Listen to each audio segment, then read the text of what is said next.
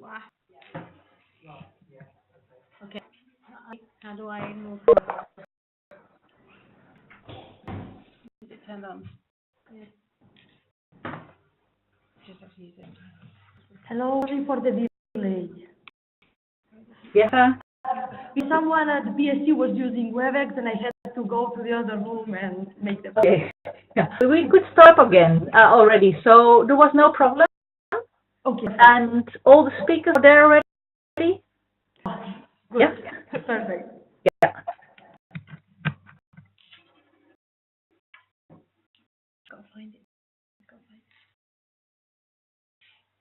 And a question.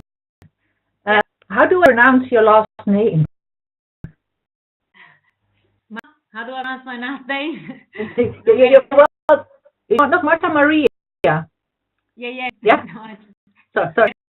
Noguer. Yeah, okay. Just to be sure. No problem. Yeah.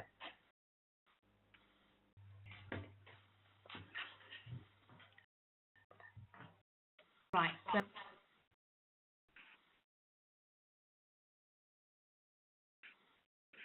So to share. Yeah, I'm not sure whether you can do it directly or that you first need to have presenter rights. What I'm going to do, the presentation is opened here, so it's fine. Yeah.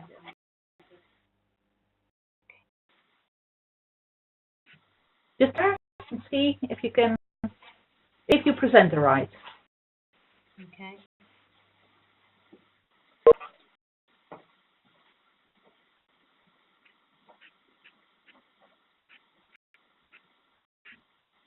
I'm going to share my screen. I don't, so I'll give you presenter rights. And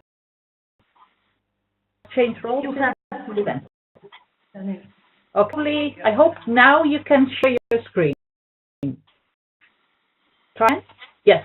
I see something? Yes? I still. So what is your full screen, so also with the menu bar. yeah. So I shouldn't see the menu bar. Yeah, remember that you have to go to share and then application and like PowerPoint or PDF if this is Let's look if I share. Application. Yes. I mean, I thought another word.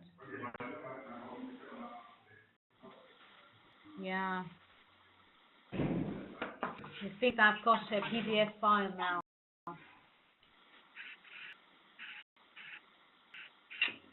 Do you have a PowerPoint as well? Maybe because I'm in another computer now. I can put it in the share drive. I put it share. Hold on. Let's do it again. Alright. Alright, so we're ready. Okay.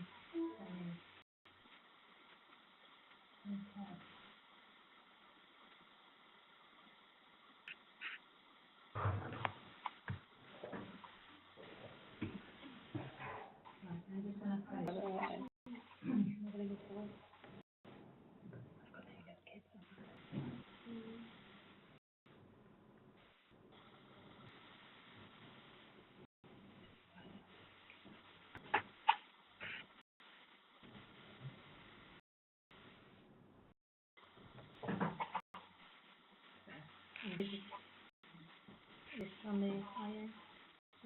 I just put a top so that you didn't have to load the stuff open. I can say yeah.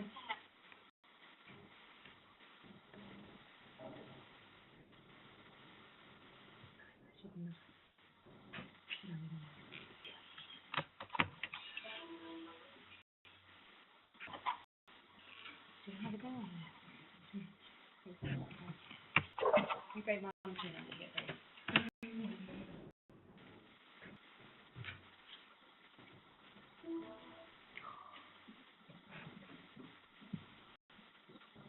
Yep. if it doesn't work, I can also start up the presentation that I received from you. But send it to you as the PDF as well. Yes, but then that shouldn't be a problem. Yeah. We see some of the menu bars, but it's maybe not the most beautiful. But now it's small. We should have it somewhat larger. But well, this option was fine too.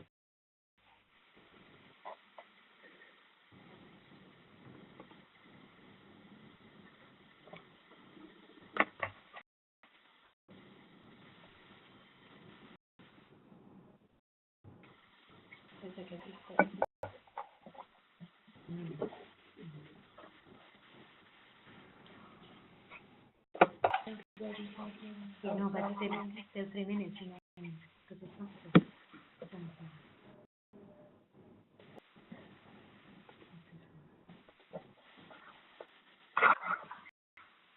It's just transferring. It's just that it has a video embedded because it's another presentation, and I didn't realize that the video was there. Hi, the video, but it's one of the videos. So.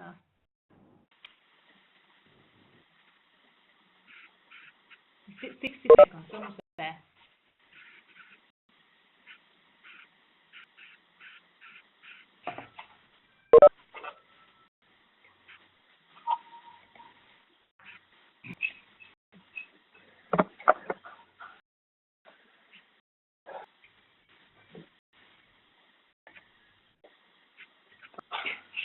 Tanto você falar de CCS que vai carbono, não é de 2 milhões. Eu tenho um PCS, mas como é que não tem?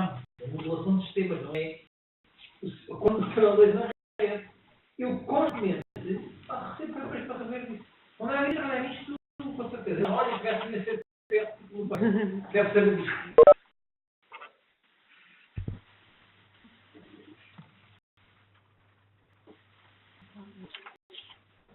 Joder, no puedo parar esto, no me jodas.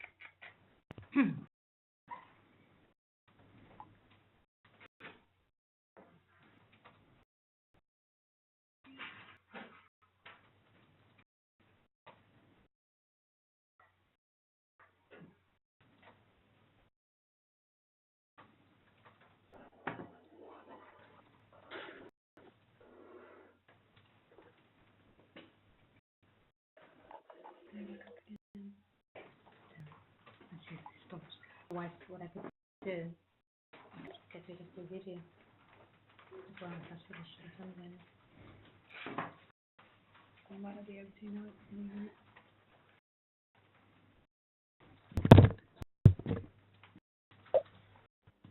Yep. I guess that well, we just see during the webinar if we cut up your presentation or mine. Now it was 5 minutes before we start. I would suggest that give back the presenter rights to Jörg. Do you know how to do that? Yeah. Start up his presentation as the first one. Sure. Yeah. Yeah. I haven't presented anymore. So. Yeah, yes, but what you do have to do is go to to Jörg, then click your right mouse, and do you still see my screen? No, you're not showing. No, but you did Zoom share, but you still have presenter rights. Ah, okay. In the left top of your video, you see a round sign. Participant? Yes, on the participants. and that's the sign for the presenter right. Yeah. If you go to my name and then click on the right side of your mouse. I did it already, Janelle. Oh, yeah. Okay, thank you. You can do it, Marta? Can't do it anyway. Okay. Yeah. Would like to start up Jörg's presentation already? Him presenter right? Let's see. Don't have any yet. No, but I'll give it to you now.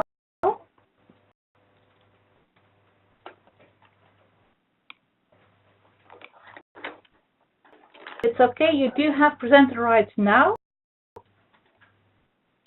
I share your screen, your presentation. Shall you want to give the rights to Albert? No, now first to Jörg. The sequence of the presentation is Jörg, and then Maria, and then Albert. Okay. Yeah? But unfortunately, I have already the printer rights because when I click on share, then all the sub menu points are still blocked. Yeah, I'll check. I don't assign with you. My help? You will give the rights to Jörg, right? Yes. Mm-hmm.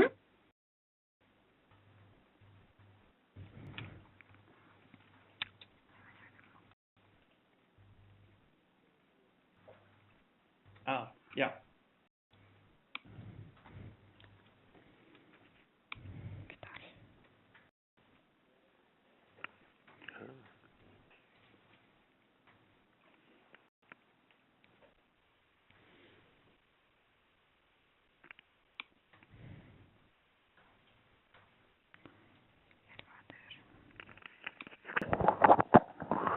That's fine, Jörg. Okay. Yes. Okay, this, and we'll wait a few minutes, and then start with the web. Yes. Okay. A short introduction first, and then give the word to you. Okay.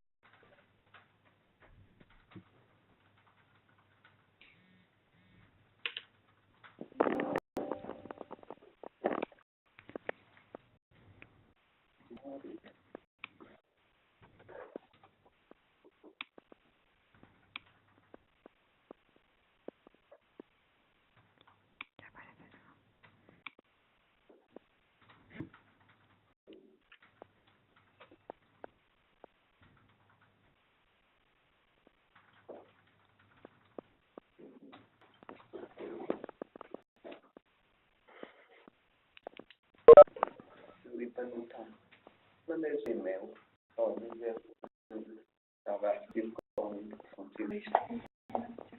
Escrever.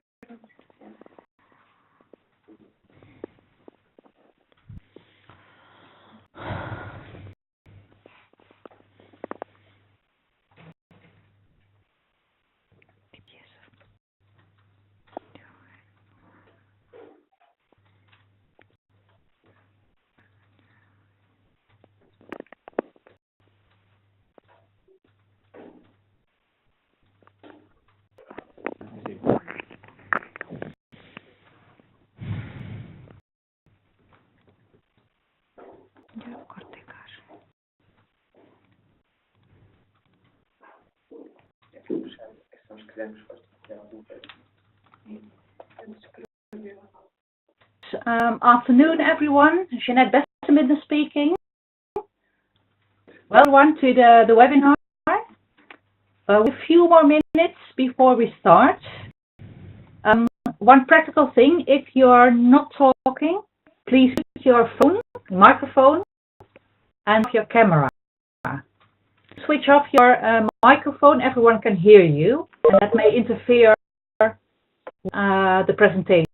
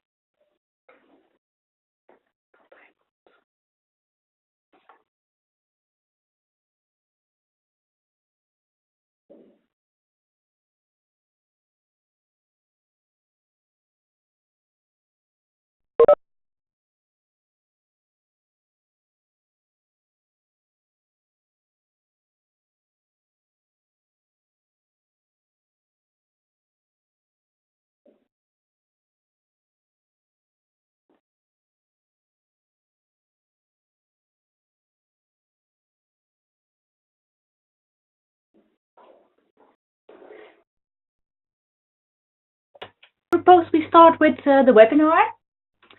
Welcome again to everyone. We logged in. I see we do have a large number already, almost 30 persons that log in. May log in, but well, we'll see that afterwards. I'm Jeanette Bessenbinder. I work for KDMI and also for the Europe project. Europe project, one of its aims is to make an overview of gaps in research related to climate modeling, observations, and climate services. And the point that we experience is that it's very difficult to find out the gaps in climate services because the services is rather broad. And therefore, we assumed it would be better to have some kind of typologies, climate services, and well, to that we organized this webinar. We will have 3 speakers. The first one will be Jörg Cortekar. He's working for GERICS and also involved in several European projects and ERA 4CS. The second is Maria Noguer. I hope we pronounce it well. She has led the SECTEUR project. Last speaker will be Albert Klein, now head of the Hadley Center, and is also professor at Wageningen University on climate services. A few practical things before we start. Please all mute your microphone because then we don't have any interference in the sound during the presentations. Switch off your camera if you didn't do that yet. We will be recording the webinar. Did you switch it on?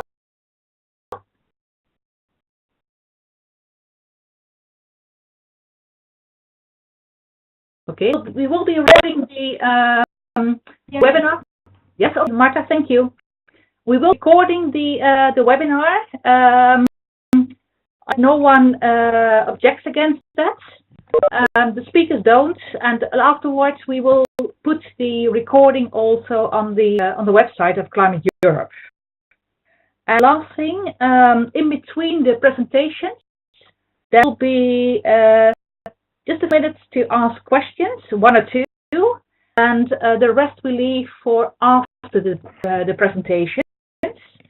Since we have a lot of people, it's not practical that anyone just starts asking questions. So I will ask you to ask questions shortly through the chat. And then I will give the word to you, and you can in your question or your suggestion or point of discussion elaborately after. Jörg, I would like to give the floor to you. You can with your presentation.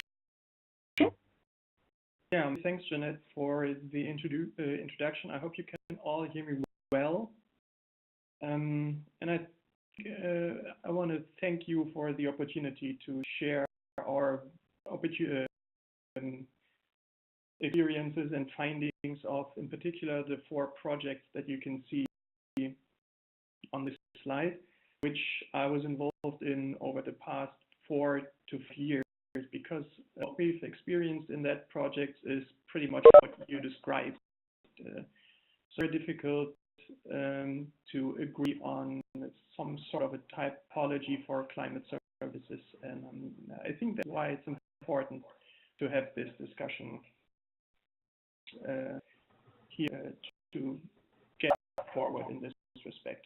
I'll give you a bit more about the background of the 4 projects in a minute, because they have a slightly different starting point and focus, and I think that might already be one reason for the different typologies that are applied in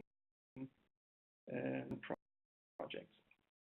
So when I started to prepare this presentation, I find it difficult to have a point that somehow makes clear the complexity of this whole topic. So what I thought that the figure that you can see on this slide, even though the quality seems to be not very good, but it's a result of one of the projects, as you can see on the bottom. This is a result of a survey that we started in the EUMAX project, and in which we asked different stakeholders in the climate services arena, or the Climateurope network, where they would place themselves along this simplified value chain or essence, which is adopted from the roadmap. If you look at the right side, so the end or the user's side, there you can see that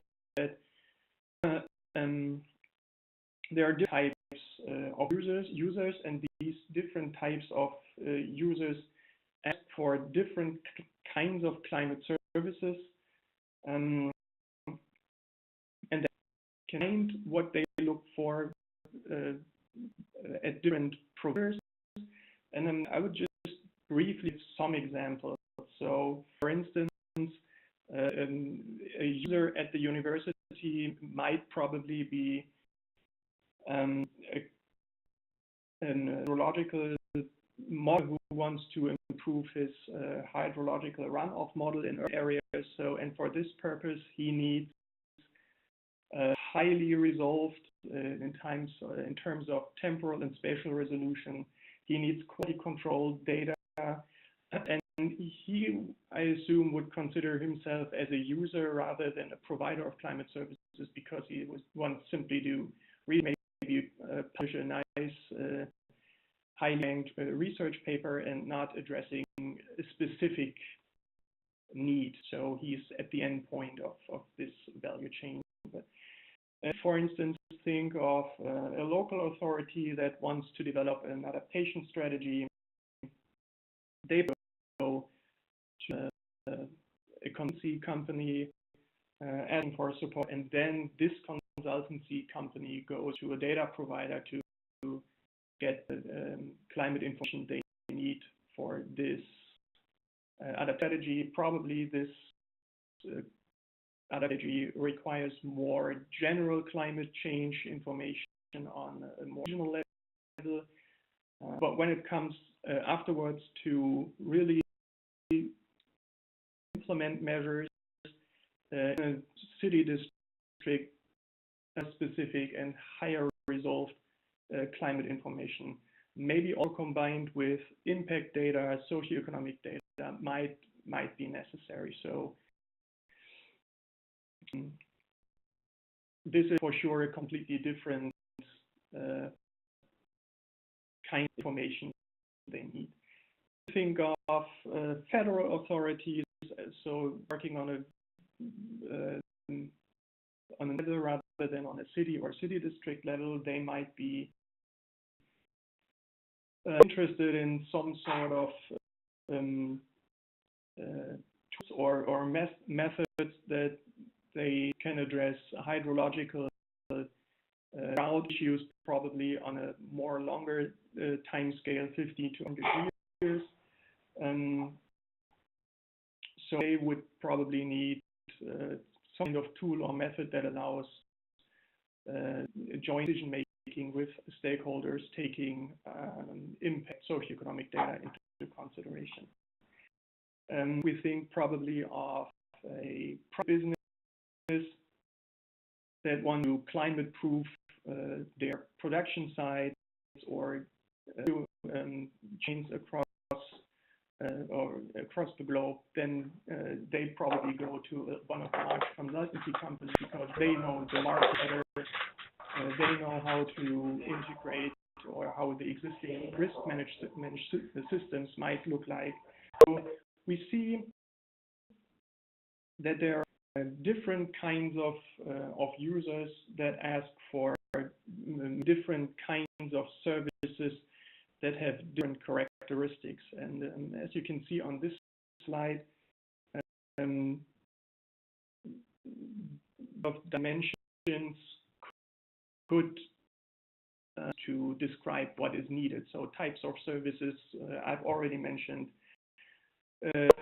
Data-driven products, I've mentioned that some people might be in advanced tools, risk assessments, sort of consultancy services. And with the types of providers that you can go to, we have national meteorological organizations, we have public climate service centers, we have private businesses from very large companies to SMEs and startups. We have administration that sometimes consider themselves also as a climate service provider, with different sectorial focus on some focus on the sector or the energy sector or agriculture or whatever. We have seen spatial scale might be correct important for some people. Be interested in quality control there, why others this probably less important as long as they get climate information. So, and I will show in more detail the details of the types of services, providers, and sectoral focus that we applied in the different projects that were on the first slide. So, but I'll give you a bit more about the background of these. So on the left-hand, the background of the JPI Climate and the European Research Area for Climate Services, so the ERANET, which are somehow related. So the JPI Climate is a transnational initiative of national funding bodies with the aim to align climate-related research across Europe. And in 2013, we first started a mapping of climate services providers. Climate has 11 member states. In the meantime, I think it's something like 18, so it grew. And yeah, as you can see, it is an initiative of funding bodies that focus on research. So the whole approach was more science and research centered. Mapping of the climate services providers and their related activities took place in 2013, 14, and then was updated in 2016 with the name of the ERANET. On the other, the currently Horizon 2020 projects Marco and EUMEX, with clear focus on market research. So the commercial part of the market has a far more stronger focus in these projects. And these are twin projects, so they respond to the same call but different subtopics. So while Marco is the market characteristics and a foresight into market growth until 2030, EUMEX is more about assessing constraints and enablers for uptake of climate services that somehow hamper the growth of the climate services market. So while in the JPI climate it's more rich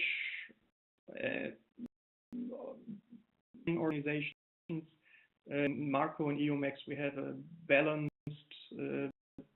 consortium, I would say, consisting of research partners, private businesses, public-private partnerships, so everything is well covered. As you said, has a strong focus on the commercial part of the market, and the whole approach is more business centered.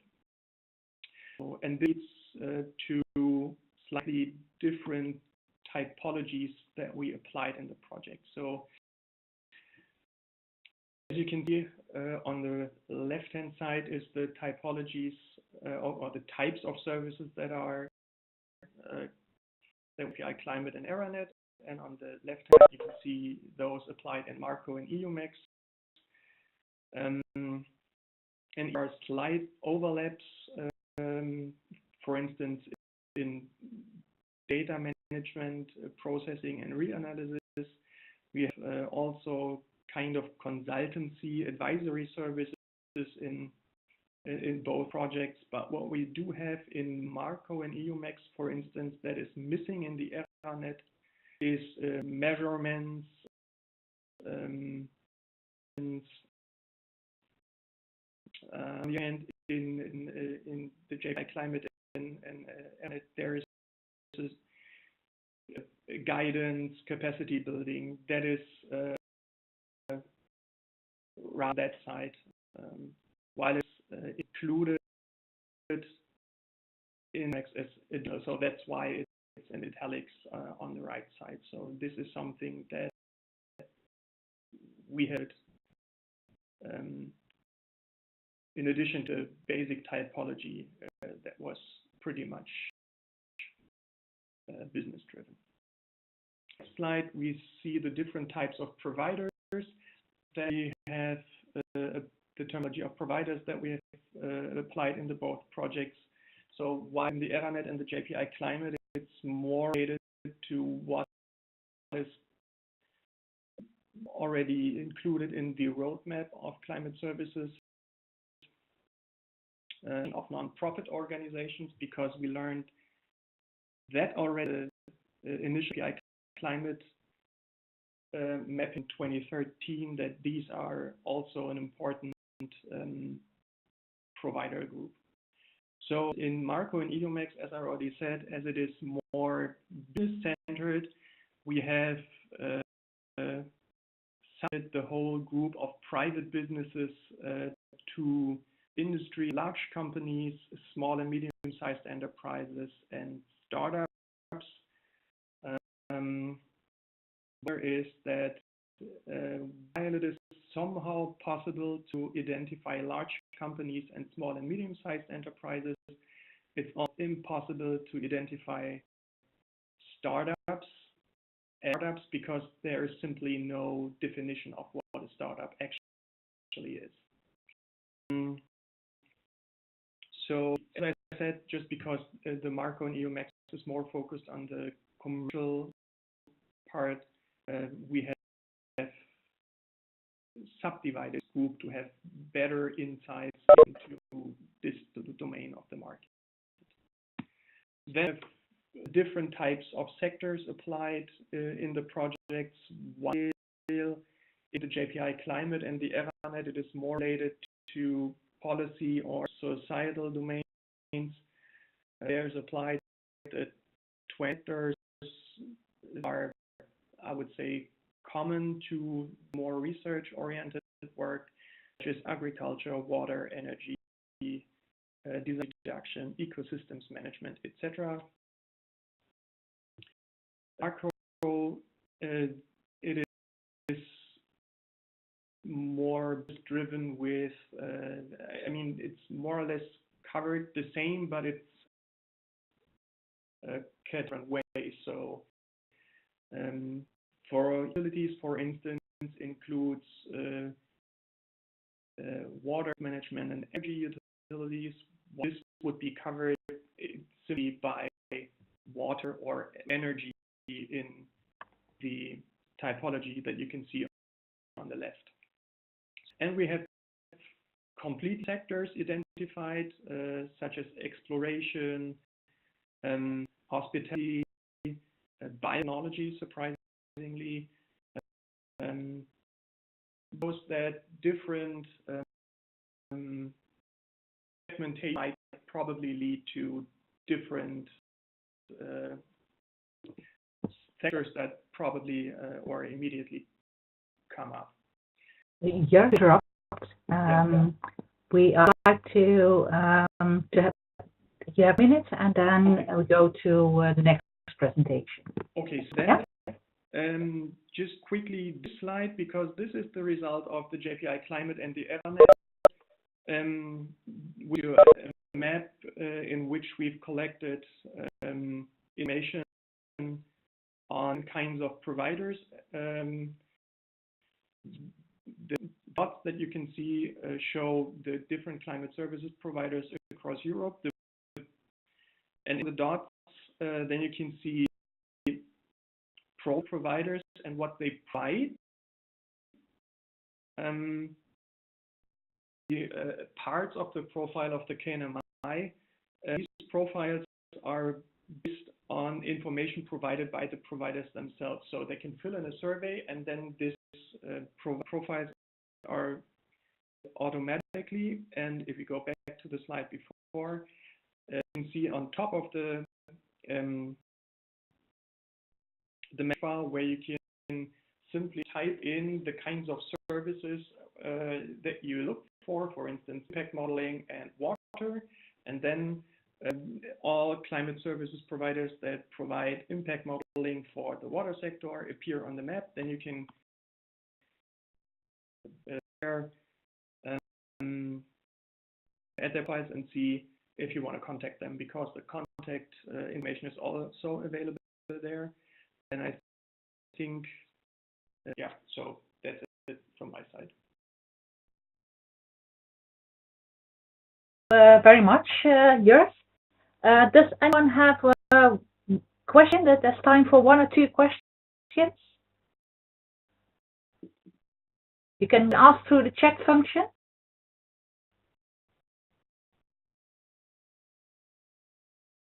Yet, so I prefer to continue with the second presentation of Maria Noguer. Can you give the presentation rights to Maria, Jörg? Can you help with that? It's that. Okay. Maria, try to start up the presentation. Yep. Can you? I can see the presentation, yes? I think we can just do it this way. We see the menu, but that's no problem. That's okay. So, good. Well, thank you, Climateurope, for inviting me to present today some of my thoughts and collective thoughts from different projects that we've been involved. As you say at the beginning, we are leading the SECTEUR project, which is one of the Copernicus Climate Change Services projects. And that project was tasked to address user requirements and give some recommendations. But I'm going to combine those thoughts with other bits and pieces from my sort of like knowledge on climate services and another collection of thoughts. So first I'm going to show you is sort of like, okay, your favorite climate service definition. I just copied here 5 of them. On the roadmap, as Jörg was talking about, WMO has on his own definition, Climate Service Partnership, the Copernicus Climate Change Services, and I picked one from the American Met Society, which I quite like actually. They have something very much in common. But do we lose people, lose the support end user by just trying to define what we're doing? And sort of like, we know there's a lot of data out there that is very, very useful. But how can it best explore those end users?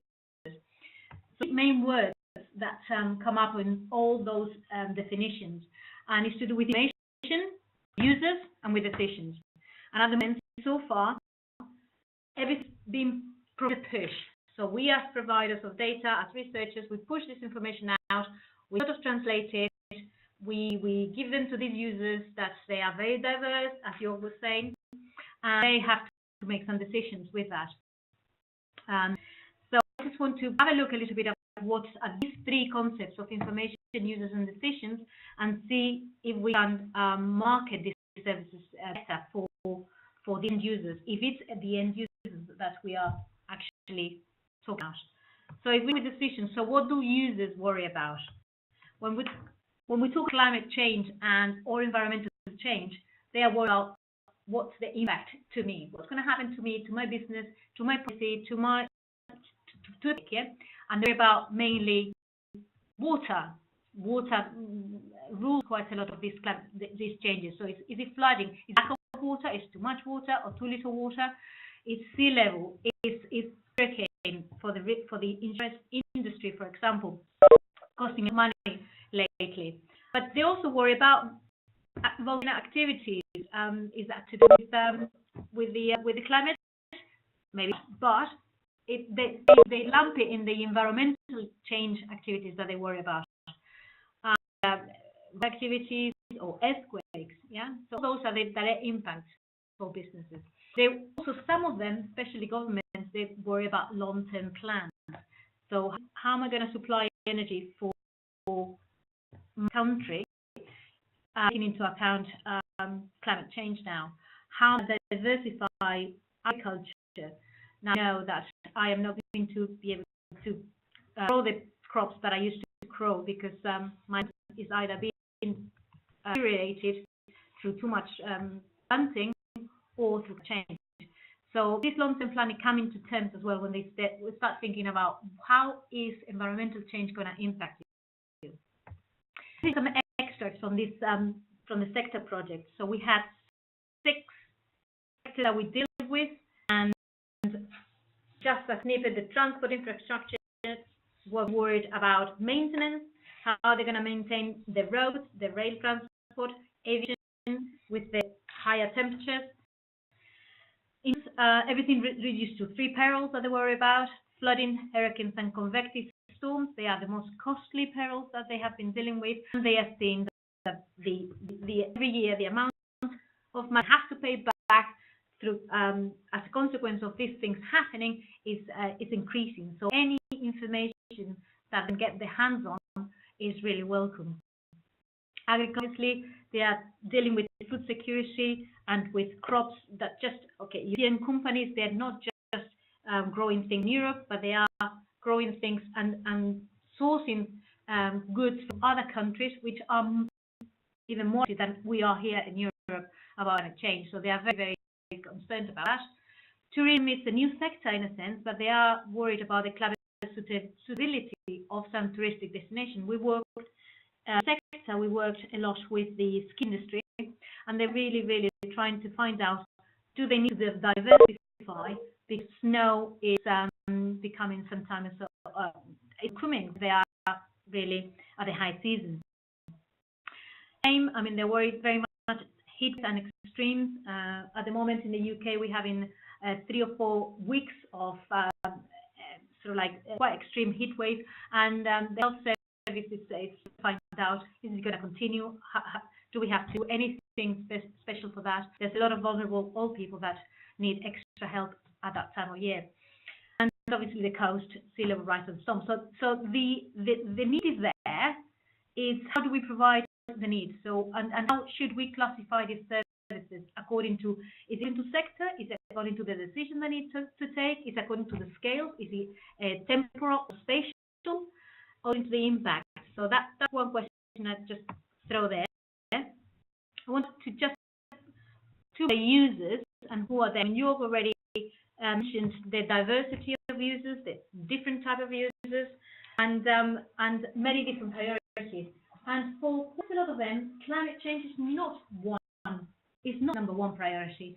So it's a lot of times the language you use have to be adapted to that particular user. Climate change, we lose them already if we talk about climate change, but if we talk about perhaps risks or you would say if you would do that or change policy, or okay, if you raise your standards in this particular application, then you can adapt.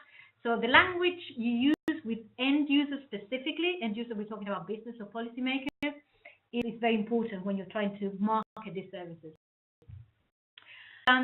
Most end users will, I found out with SECTEUR, will definitely not access the climate service directly. They don't have the skills or the ability, or the people that would take this raw data and transform it into some decision.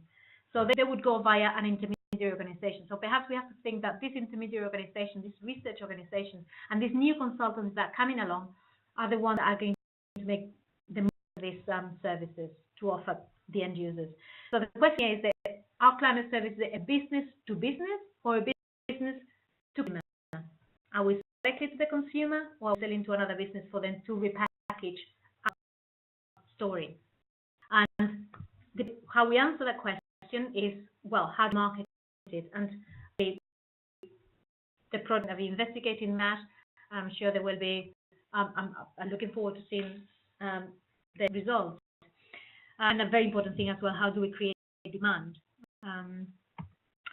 So another result that we got from the sector process was the big European survey that we performed, and this is one of the results that we had. One of the questions was, for what purpose is climate information used with your organization?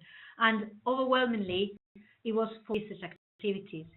That was probably very much because the people answered the survey were actually the people, the researchers, and people that had already some sort of contact with these climate services. The difficulty is probably going beyond the people that we have already engaged with. So that's still something that, a question that I want to pose. How do we go beyond to the ones that we already know that are in these services? So the thing that I want to talk about today then is about information. So what information do they want and from where? Jörg said, and this is from the survey that I mentioned before, providers of this sort of information, everybody goes to the National Service, Hydrological Service, about sort of like half of the people said that that's where they get the information. Then researchers, the National Environment Agencies, some people in-house data. I mean, some companies like risk and insurance company have got their own data that they gather and they sort of like use to make decisions, obviously. The European EF was fifth. I mean, this was done for the Copernicus Climate Change Project. So, I mean, it was quite good that that I came fifth. In principle, the National Service is the main provider of information. And then here, I just want to mention some of the gaps that we got from the project and the concern that people had when we talked about it, because we had quite a big engagement with end users and intermediaries organizations. So we're confused about the same product is being offered by different climate service providers. So what do I do? Where do I go for that I'm interested? Yeah, there's a few things. They're kind of like confused about, okay, the data they have, especially for regional data, they get that from the National Med Service, but there are now also climate service providers. We were talking about, for the sector, it was mainly Copernicus climate change services. So they were trying to distinguish what does Copernicus offer me that I don't get from the National Med Service. So that has to be specific, but not just the Copernicus climate change services. There's a bit of portals there offering these services, and some end users are confused. And the third thing that they were talking about, a lot of these portals and climate services have been developed through a particular project. After the project finished, then the service gets finished because there's no funding. So what do we do about that? Yeah, that's the question. And I mean, people in general, the differentiation between weather and climate service is still difficult to make. When we're talking about environmental data and climate change or whatever, they all kind of like oh yeah, we use forecast, or yes, we use observations. Observations is fine, historical data is fine, but they don't get, they still are reticent of using these climate models. They consider them not real, or they don't produce information that they need. So how do we deal with that. Questions they were asking, okay, is the data free? Is the service free? The business model to create a climate service. I mean, if the data is free and the service is free, who is in here? Yeah, are we creating? I mean, the union wants to create good and job all that for work. So where's the business model for climate services? And who is it? If I download some data and I produce some decisions and then something happens, who's liable for that information? So all those are questions that are probably good to. And just to finish, I just want to go through one study, one project that I'm involved with at the moment, where we have produced a climate service, but it's something that that could be service. And just wanted to back to the definition of service without climate in front. And the definition is evaluation, the effort performed to satisfy a need or to fulfill it. So a service, when we do something for another party that gives them something that they want of value. So the word value here is truly the key on a climate service. So how do we put value to an end user, to a researcher, to an intermediary organization, to a government, to business? And this is the example I want to talk about. So this project that we are developing in collaboration with smaller states, it's being funded by the UK Space Agency, and we are developing an energy planning platform to support these small island states in the transition to renewables. And it's small island states are 100% depending on fuel.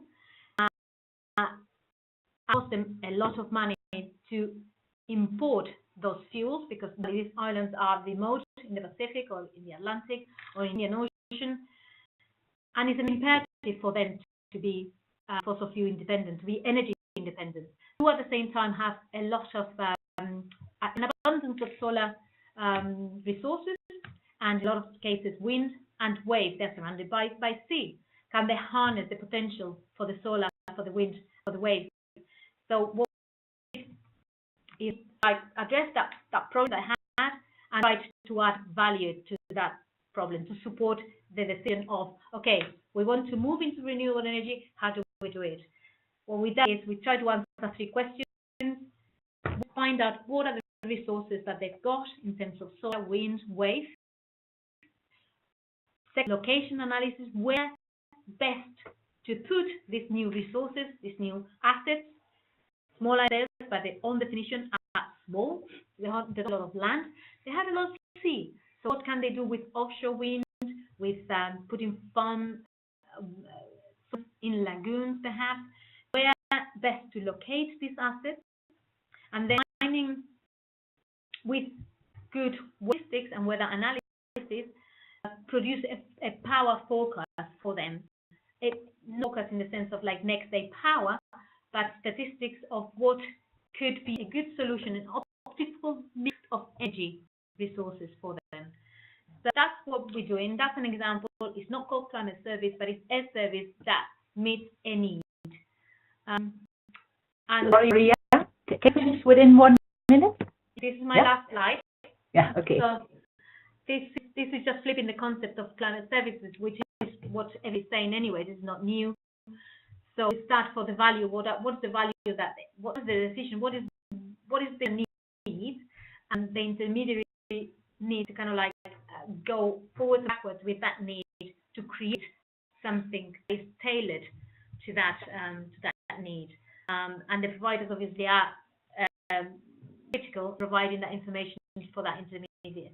So that's what I have to say, really. And Maria, for the presentation. If someone has a question, you can post a question through the chat. And Marta, can you give the presenter rights to Albert for his presentation?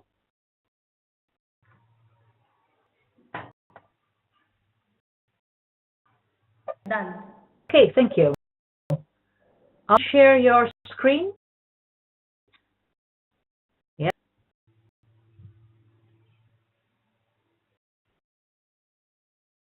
Okay, can you see the presentation? Yes, we see also something from the next slide, but Yeah, I will try to change. Otherwise, I think that everyone can see the slide sufficiently, so we can continue this way. Okay, better?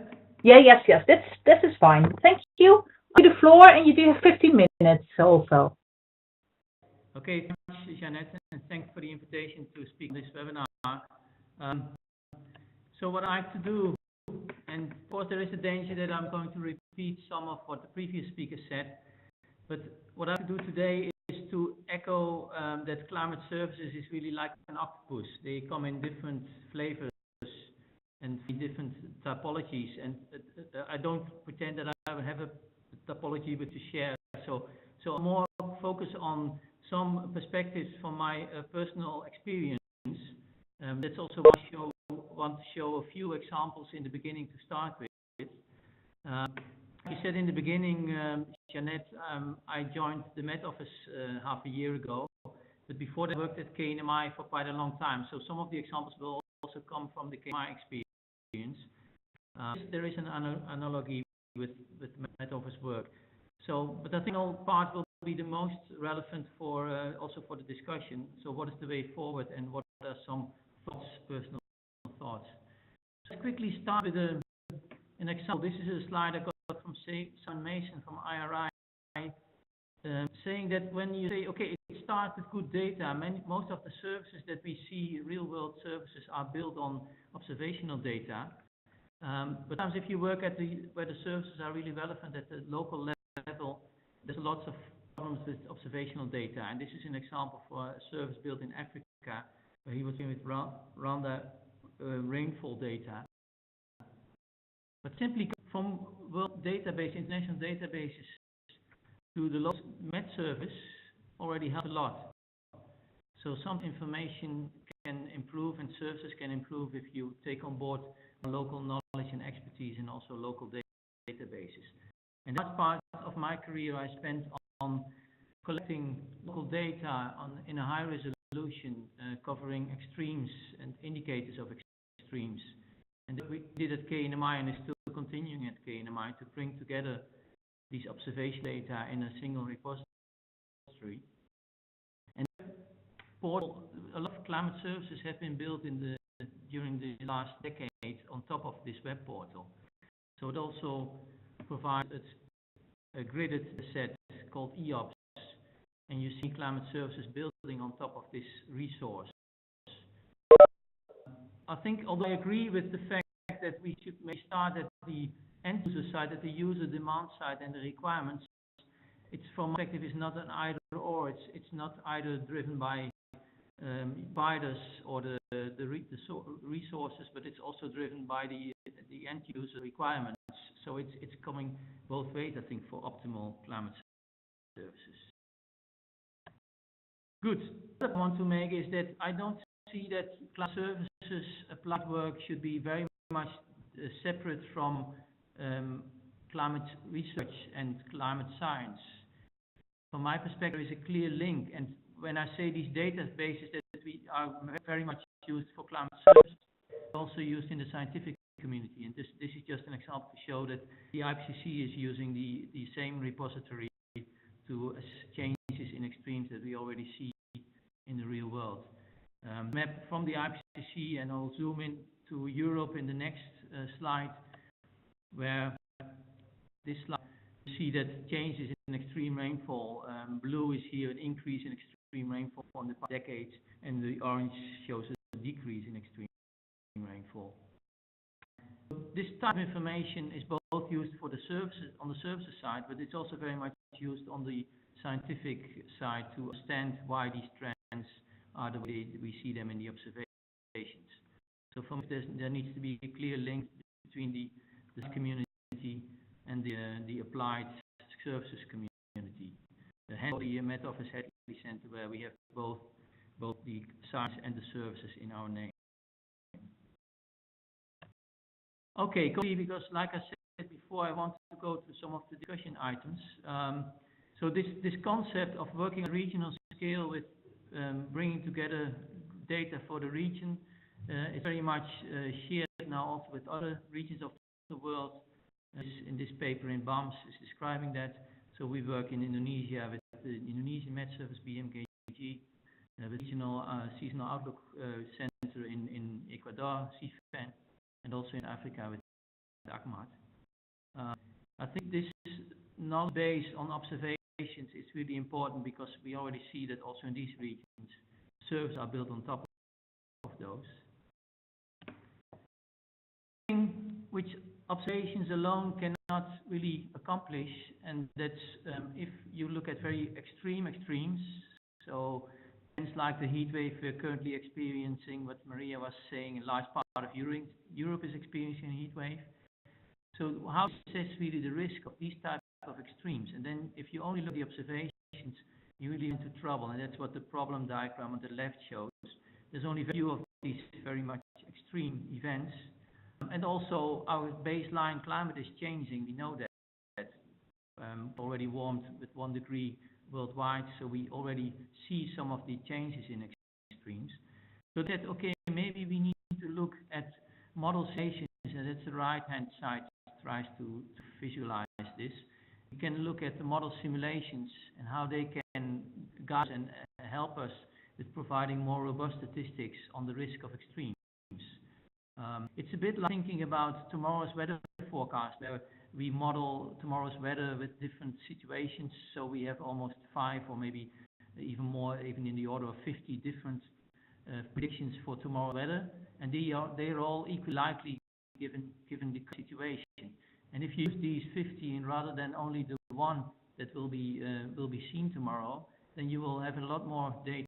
So I think the models can also help us to assess the risk more precise than only the observations. So quickly, an example from the UK, where we did this, the UK Met Office did this some years ago for monthly rainfall amounts, and you see the black dots are the observed extremes for every month. In the winter season, you see the dots are the more extremes, which equally likely could occur, and you see the red, the solid reds are the unseen extremes, and this really helps to assess the risk of extremes. So we made this mixture of model and observations for risk assessment. Example for the Netherlands, Jeanette has been very much involved, and maybe Jeanette, you've given a webinar about this, but what we do to downscale RCT projections to the national scale, I also see that as a climate service.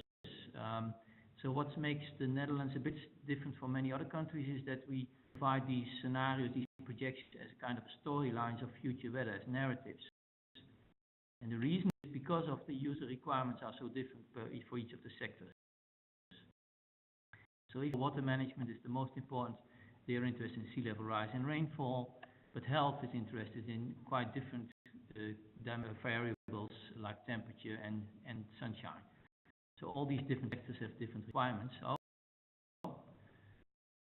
activity in many other countries, and in the UK, we are now working hard to update our 2009 projections for the UK, and we'll build a similar package of future climate projections downscaled to the national scale as a climate service, building on top of observations and models.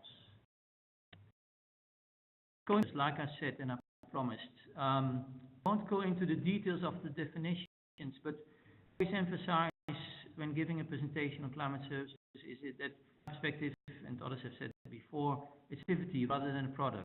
So it's not about portal or data set or whatever. It's much more about the activity of working together with provide and intermediate organizations and with the stakeholders and the end users, and to build a climate service. So the definitions, like Maria mentioned, the other definitions, this is the GFCS definitions, which may be the most widely applied definition. But the point is that it's an activity. So very much important is that it's really about not only about future climate or present day. It's much about a seamless approach. So if we take a heat wave example, now there is a heat wave. So current weather forecasting is all about tomorrow's temperatures and high heat wave conditions. Of course, what is the risk of such a heat wave? So we look back in climatological references and decide what is the risk. We also want to know what is the heat wave, and if it's spring, do we already forecast the heat wave? So seasonal forecasting is important. And what's the risk in future climate conditions? So future climate scenarios. So from perspective, if we manage to come and have a seamless approach to the different timescales in the services, in climate services, that's really an important point. To give you an example from the Netherlands, where this is also applied. So this is a situation in one of the towns in the Netherlands, cities of Nijmegen, where they did some water management for the River Rhine, one of its branches. You see they did a lot more room. Part of the story is to assess the risk of flooding, but the other part is you need future projections of how this is going to change. And now they carefully monitor, and they can adapt their measures all the time by carefully monitoring. So here's also where the different timescales come together, and I think this is, from my perspective, rather a success story of seamless approach for services. Okay, points of discussion maybe. So the first two are about my background in observations. So I think we should make much better use of the observations, and that also that for the user it's much more clear what the observation is about and what the quality and what it is used for. And Copernicus data store already going a bit in this direction, but it could be more showing what they said is what used for what purpose. So not only in a repository, but also guidance. I think it should also work, in particular in developing countries. Building cloud services should also trigger data rescue activities in maintaining observational networks. My own personal observation bias going more to more general cloud services, respond to user needs. This point already been made. But I think it's important that we not only do an inventory of the needs, but that we really work with the users. And campaigning is really one of the activities, particularly in countries in development. And like I said before, it's not only driven by the scientific community or demand driven by the end users. It's more to find a good balance between the two. I don't think it should be either or for climate services. That will not work from my perspective. And then communities, like I said before, the portal I showed for the Europe, we used it for climate services, but it's also used for science, so for IPCC and for other understanding the trends. So from my perspective, we should build the bridge between these two communities of more the fundamental science and the more applied work and research. And like I said here in the methods, we really try to make this bridge and to link this. And we have several projects which may be presented later sometime. Okay, thoughts. I think we should keep in mind that there is also climate services needs are rapidly changing. So they're different from 10 years ago, and that will continue.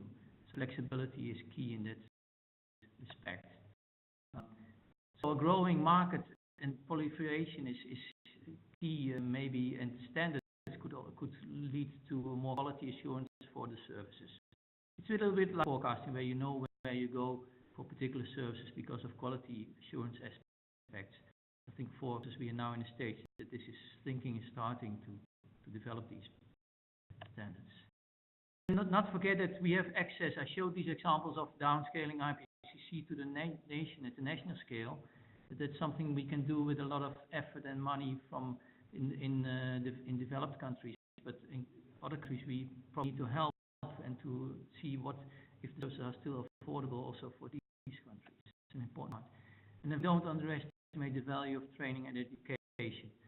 Meeting last week with a three Brazilian partners, part of the ODA funds from the UK in a project. And I think the most important part that they were focusing on all the time was the training and education, and working jointly with their universities and our university here in the UK.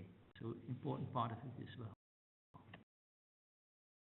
So, and we also a little bit of advertisement, because I think that developing services is not only about the services side, it's also continued research which underpins the services is an important. Otherwise, 5 years, they will no longer be state of the art. If you look at the European climate services, I think the knowledge that there should be a parallel criteria of new climate research to underpin future services. Thank you very much. Nice presentation and for keeping nicely within time. Is there anyone who has a question to Albert Klein?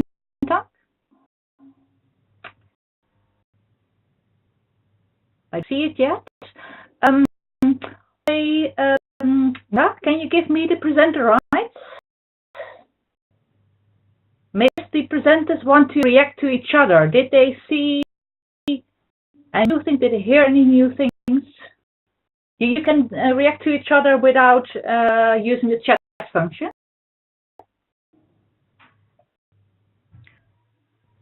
Echo what Albert was saying about capacity building, because that's exactly what we have found out. The research project, for example, that's a thing that we work with them, and in a sense, this platform, we don't have to use it. They can now use it themselves, and they can help themselves basically, instead of like always depending on some consultancy company to advise them what to do. So I think that we kind of overemphasize the capacity building and training on to use the service, how to use data. Really.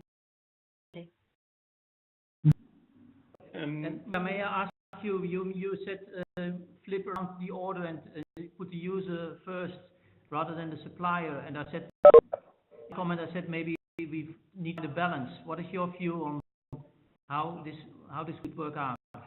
No, that's exactly what. No, I overemphasize that we should start with the end user, but no, it's both, and that's exactly what we did. It's an activity, as you said. I like that was defining it as an activity and not a service, because what we do research is precisely that we start with them. We kind of engage completely of what is really your need for this service, for this platform, for this advice, and we buy something that met those needs with the data that we could provide, that they had. They had a wealth of data that wasn't being used. Point of view of observation, historical data. We took a lot of satellite data. This is part of the UK Space Agency, so we use a lot of satellite data. But then we created also a regional climate model just for the island, just for, and in this instance it was for the Seychelles. So it was that combining the expertise of the people island. We dealt with the ministries that were dealing with climate change and energy, with the public utilities, the Met Service, and the Energy Commissioner. So the four of them as stakeholders and us came up with a service that was fit for purpose. So definitely it was an activity and not just handing something to them. So I completely. I mean, it's I'll review the. It's not in the concept. It's kind of like balancing. Okay. Into this, may I conclude that you would prefer to have a type of climate services that is more focusing on the different applications instead that are delivered? Although products for me are broader, not just the data, but can also be guidance or consulting. Yeah, if guidance and consulting is included, I can see a typology work with the products, but only the data and the portals, then I see there is a lot of value to go for another typology. I think we even need to recognize, and that's what Jörg was also doing, to recognize that it's a multi-dimensional space. It's not only about one typology that will all purposes. Yeah, that was one of my questions, and maybe if others want to react to that, please do it first shortly through the chat function and to everyone to react on that. One of my questions was, can we have one typology fits all, or should we have different parallel ones for different, different type users, different applications, for example, for the providers, for research, for commercial users, etc.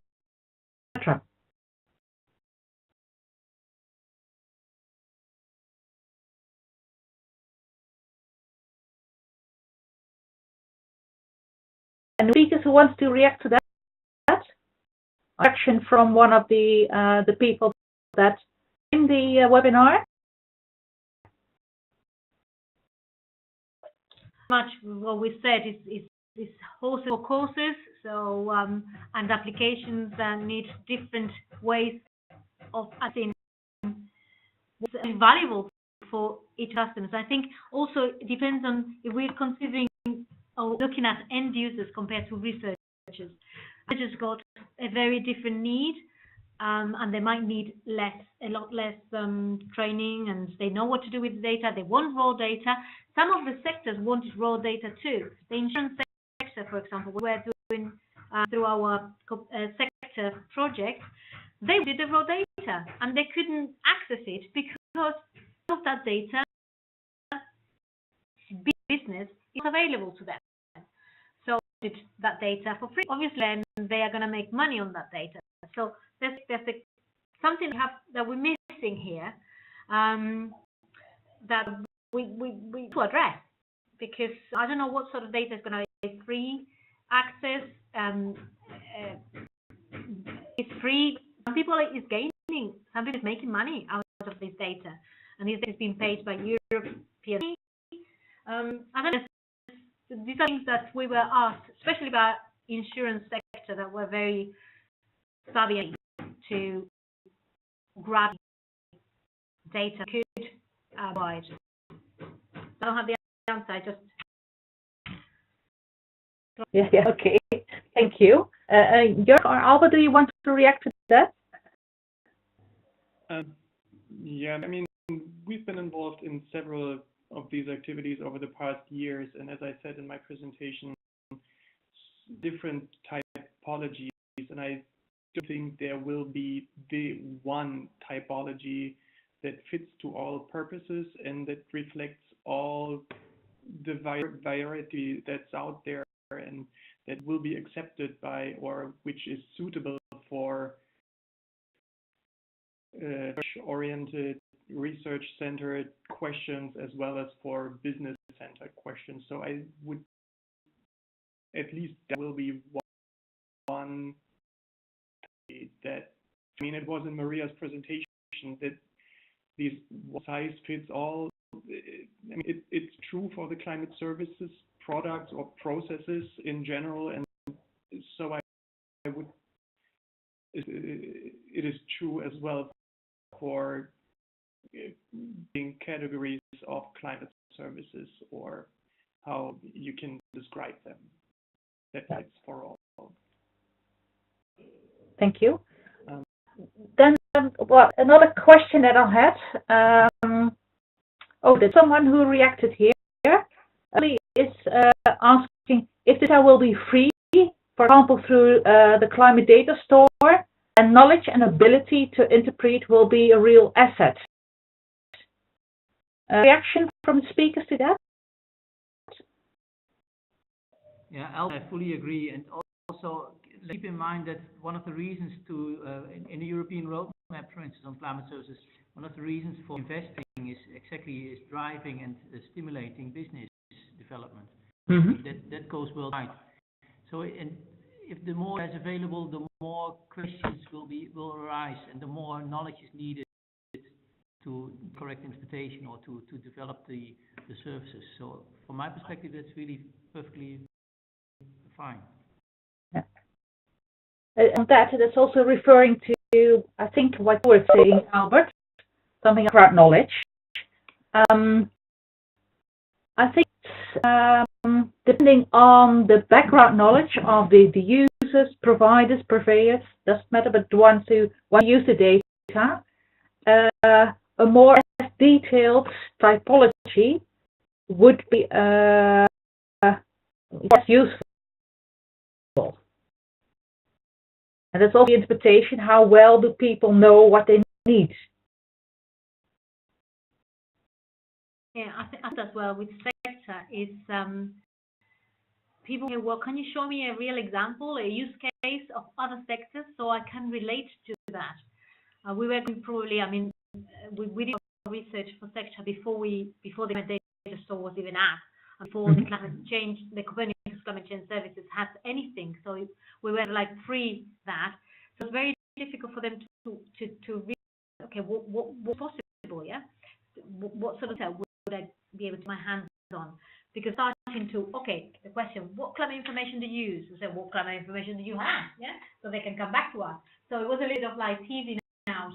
And the way we ended up sort of like changing that engagement was, okay, what are you about? Yeah. Why we kind of like started thinking, okay, what are you about?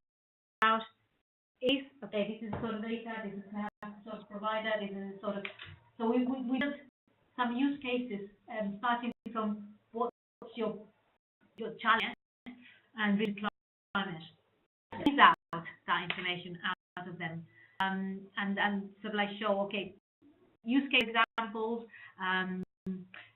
show how perhaps somebody has saved money or make money out of the way they do things, the changing they do the business. Those are the ones that probably resonate with the end user.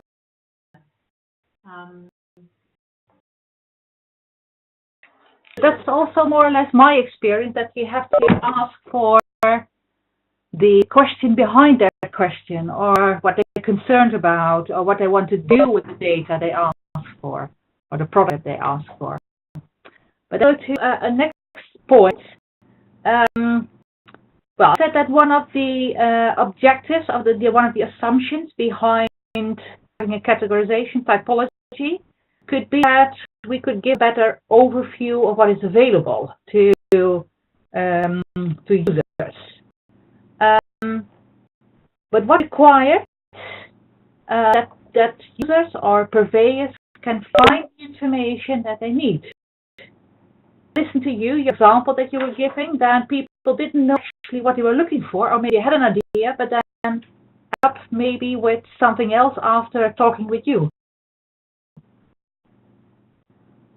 Yeah, correct. I mean, they normally, I mean, some of them went to the National Met Service for some data. That is true. I mean, it's difficult to find, or if to know what they needed, they found it difficult as well. And I had a quote from one of the end users. This was from culture, and I had it in my slide. And they, in general, access to climate information is complex. You need to spend a lot of time searching until you find a reliable provider. That came from one of our agriculture users. I mean, we have quotes like this to die for in all the programs. They're all documented. But yeah, they are confused. They don't know how to. So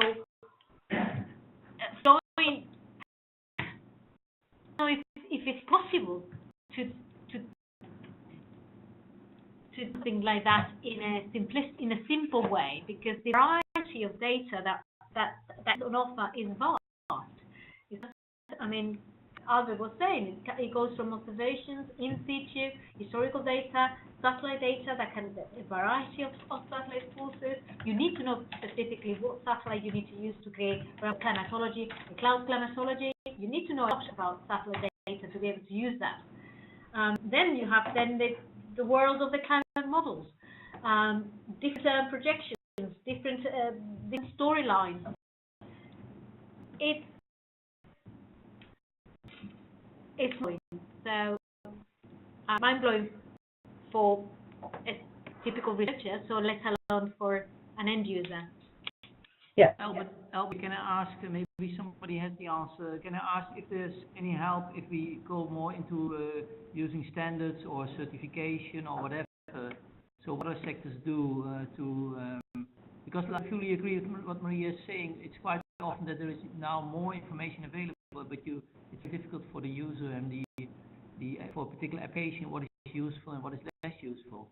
Do you think there's any value in creating such standardization or creating standards? Well, that's what exactly Copernicus Climate Change Services is trying to do. So it's trying to give some quality control to their services. Evaluation. So they've got a full sector of what they're doing in Copernicus, and it's the evaluation and quality control. So they've got a few projects there, just trying to come up with some way to qualify the data that goes into the climate data tool. Yeah. It's happening at the moment, so they have thought about it, and it's going to be useful because anybody can sort of like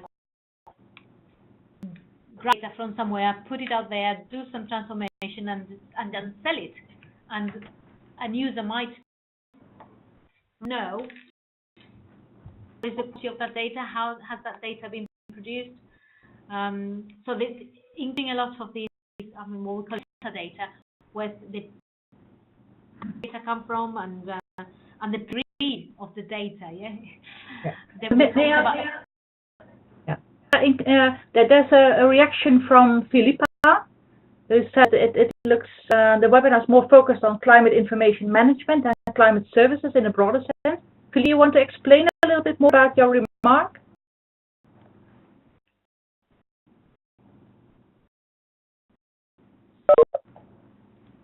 Yes. Hello. Yes. Philippa, I'm attending with Paula here in Portugal. What I meant was that we are discussing data reliability and rigor and databases and who controls information. We are not so much focusing on the services people need. And sometimes people need information and they are not so much worried where the data came from, but they just want life and they want to deal with an extreme event. And I mean this in two senses. Both when the extreme event happens, also, and how to prevent, how to promote more adaptation measures, and also a climate service. I think this is what I meant with a broader sense in terms of climate services. Yeah. The users can be all over the world and in very different conditions. And with some of them, many events are not real at this moment. But they will be in the near future. Yeah. To summarize, you say while the most users are not concerned, at least first place, with the quality of the data, as long as they get some information. Yeah. Well, personally, I see climate adaptation services also as part of climate services. Yes. But that would be a first good distinction between climate data or meteorological data services, adaptation services, maybe typology. Yeah, that you said types of climate services, and we are focused on climate services based on data, and are not discussing other types of climate services.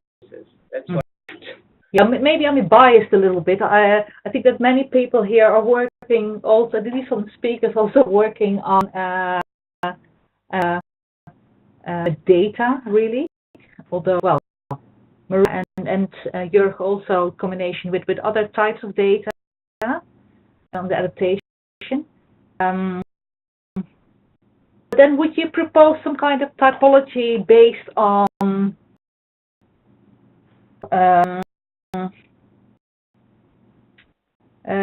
the use, for example, of the application of the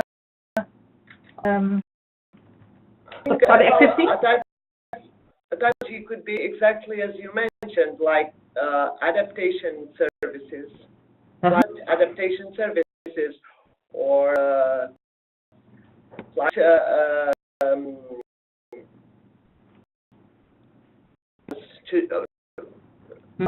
like a service, how to deal with a climate, an event that is extreme in climatic terms, in terms of climatic change. Those would be other types of climate services. services, providing guidance and providing help. On real use cases, for example, as we suggest. Yes.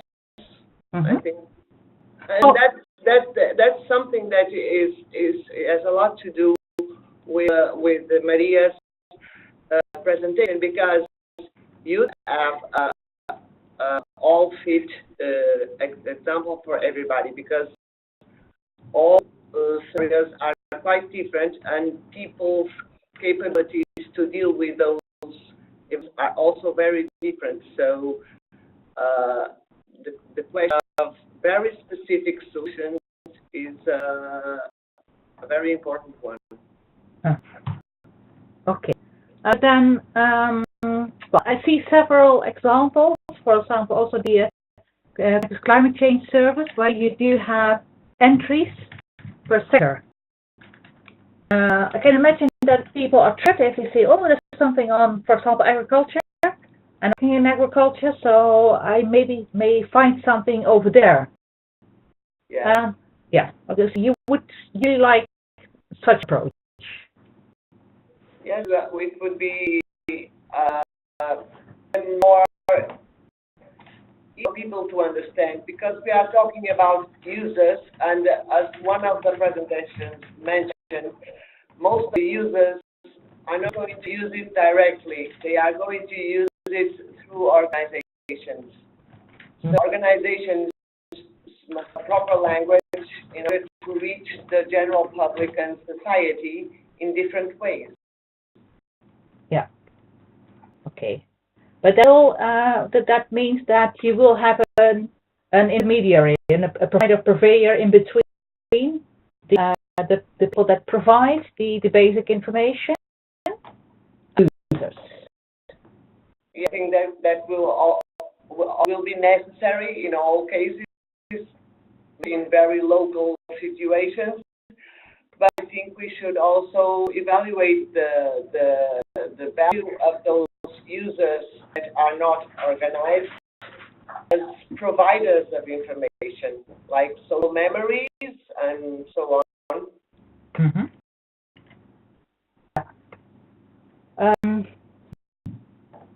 But then, well, to go back to the division in sectors. My own experience, what I see is that within a sector you can have completely different users. Yes. Researchers that really need data, time series, or just one figure, or the policymakers, then something, well, enough visualized that can help them in convincing the general public, for example, or for policy making. Yeah, always talking about users that are organized in systems. We are talking about climate services that can be provided directly to the citizens. Yeah, but then also, I see climate services as really broad. It could also be that you find, for example, what is the average temperature in the country where you're going on holiday, for example, the reference. But it's something you can find on a portal, and it can an individual can look for that. But as I see it, you can see the average temperature, but you see how that temperature feels like when you're in that. Because you go to a place where it's 30 degrees and you feel nicely, and you can go to another one which is the same 30 degrees and it's awful. Yeah. I think sometimes people need information that are not objective data like the ones that researchers like so much. Yeah. Okay. But it is something rather difficult. That's more personal interaction, not? Or we should translate it into something like English word. We have probably it's to narrative, a narrative with information. So not just the data an information a narrative explaining, okay, this what this is providing you. So it's more from social aspect. Yes. Mm-hmm. A lot to do with perception, maybe.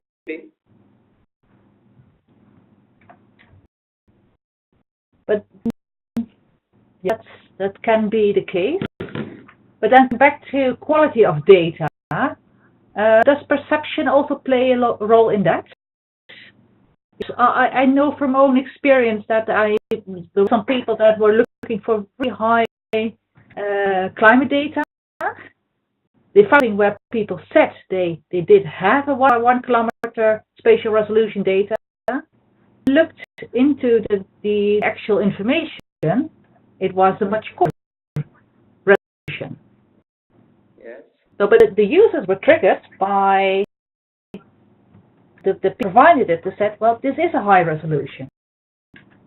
But yeah. There's a risk. It's not just in climate change. Yeah. It's also in climate services. Yeah.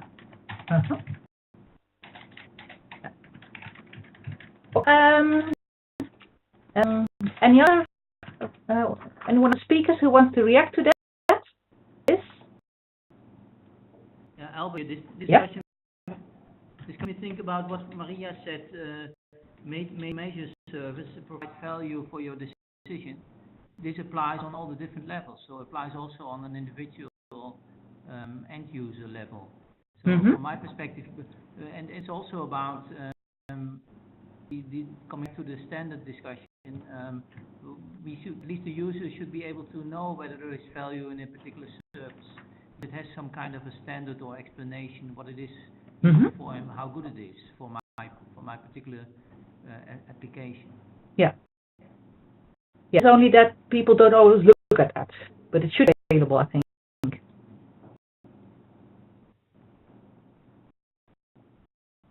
In addition to this, how can we make sure that the users understand what the standard stands for? I mean, is another issue that needs to be addressed then? I mean, if a standard is defined by the scientific community, how can we ensure that it is in a way that it can be understood by the user? Otherwise, he's lost.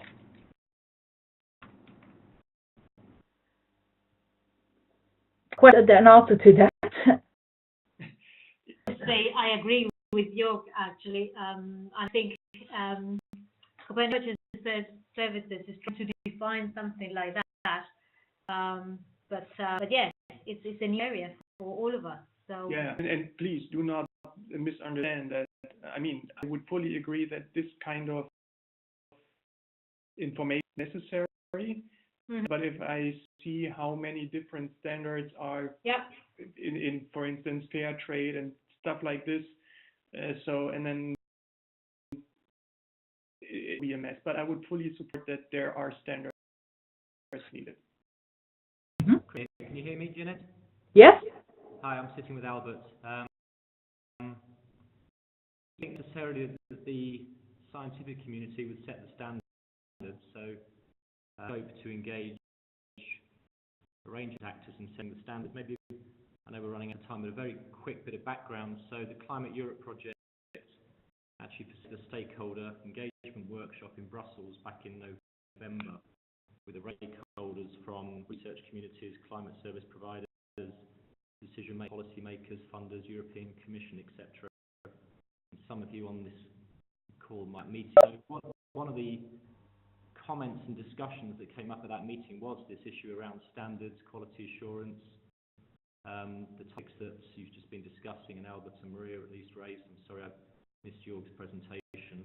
But it's definitely been recognised. The European Commission are very keen to do something in this area, and through the international efforts, particularly the Global Framework for Climate Services and the WMO's Commission for Climatology, there have been quite a few discussions, including discussions with the ISO people who are obviously heavily involved in setting standards. Activities go underway, so I've been involved both Climateurope hat on and my framework for climate services hat, and also through some Commission for Climatology activities. Some things happening here in terms of standards. Various things already are happening. Maria's right to highlight C3S's role and interest in this as well. There's a lot going on, so I don't know when, but sometime over 2018 and going onwards, there are various discussions and things happening in this area of standards and quality assurance. It's not easy, I fully agree, and it doesn't involve quite a range of people. Sorry, that was rather lengthy. Yeah, thank you. Addition to that. We time for just one point. Here for some people, if they have examples of what it could be portals or whatever that are a good example of how to make the various types of climate services or climate services products accessible, or to give an overview. Do people have examples from that?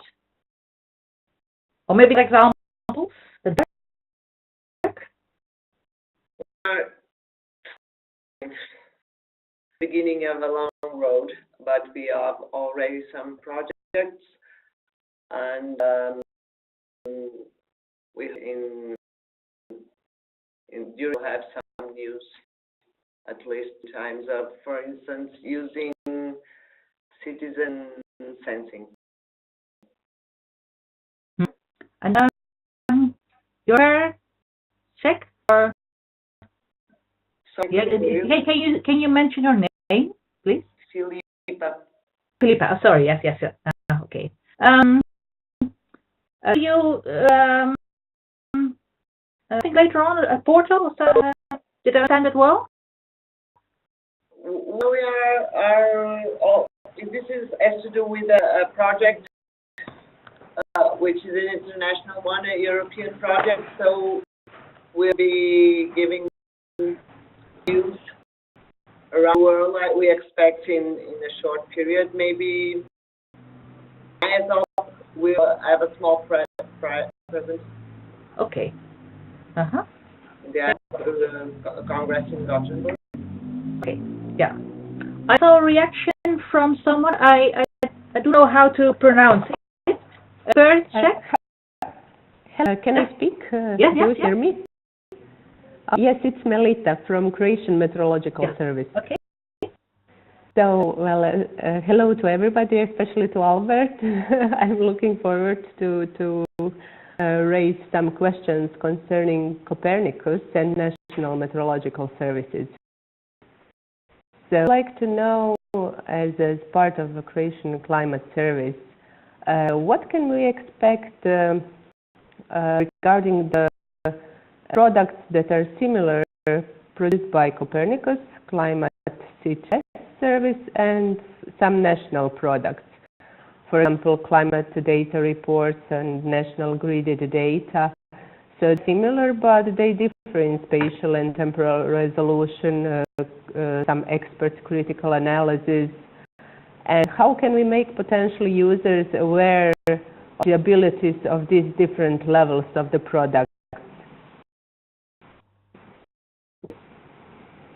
Yeah, good question, Melita. Thanks for asking. It's exactly the point we discussed last week, also with representatives of the C3S of the Copernicus service.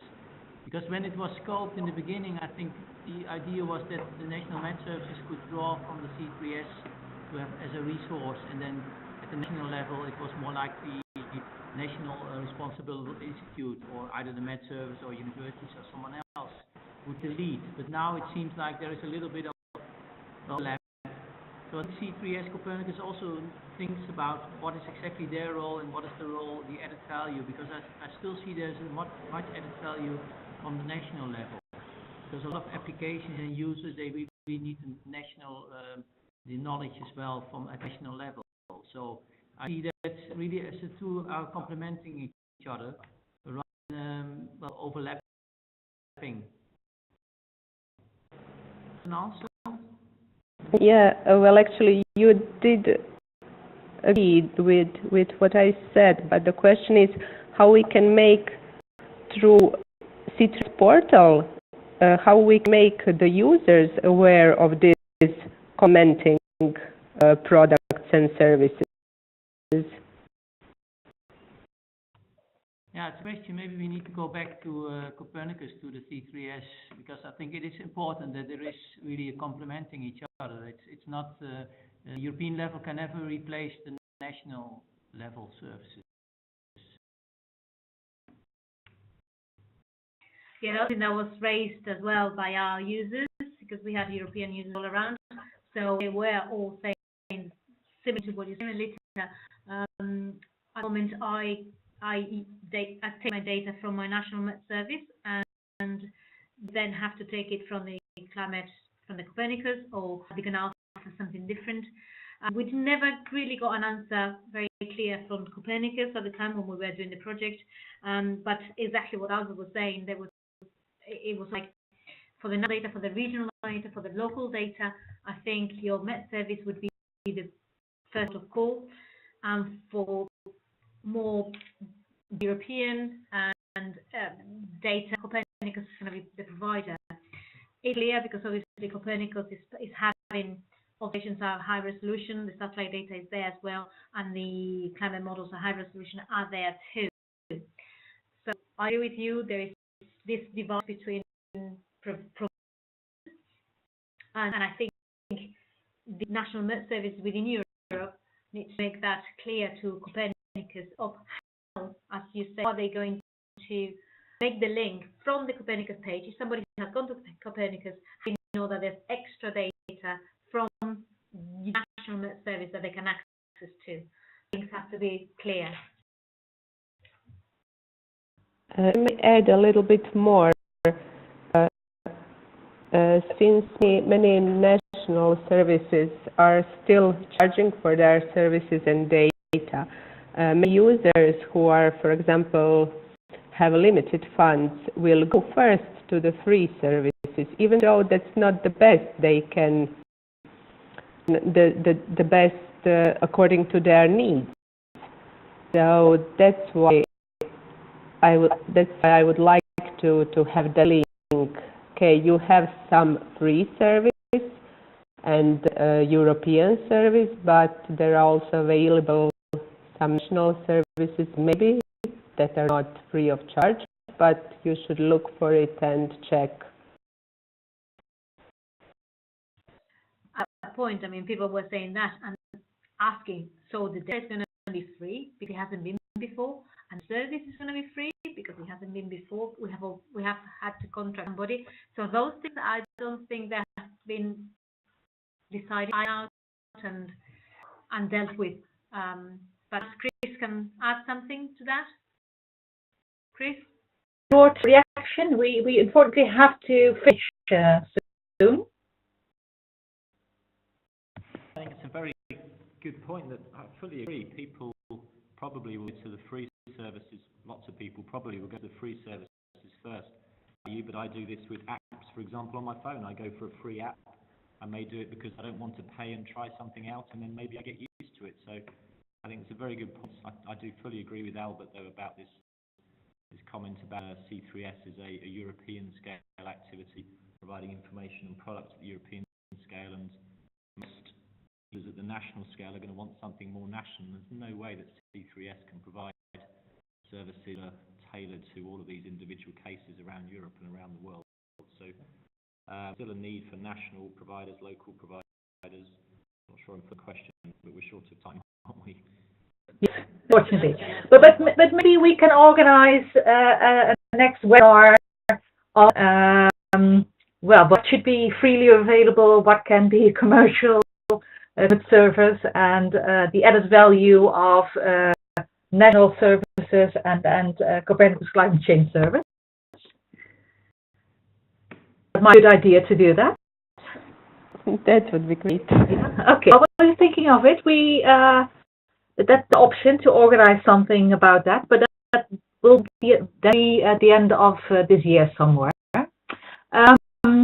Well, actually, we have to finish. I would like to thank especially the speakers, Albert, Maria, and Jörg. Thank you very much for your input, and also all the other participants. As Europe, we do have a possibility, not yet a lot, but we would like to use it more. Have further discussions also on this subject and the Climate Europe Network platform. If you become a member of the Climate Europe Network, you will get access to that. You can post questions, put and share documents, start up discussions.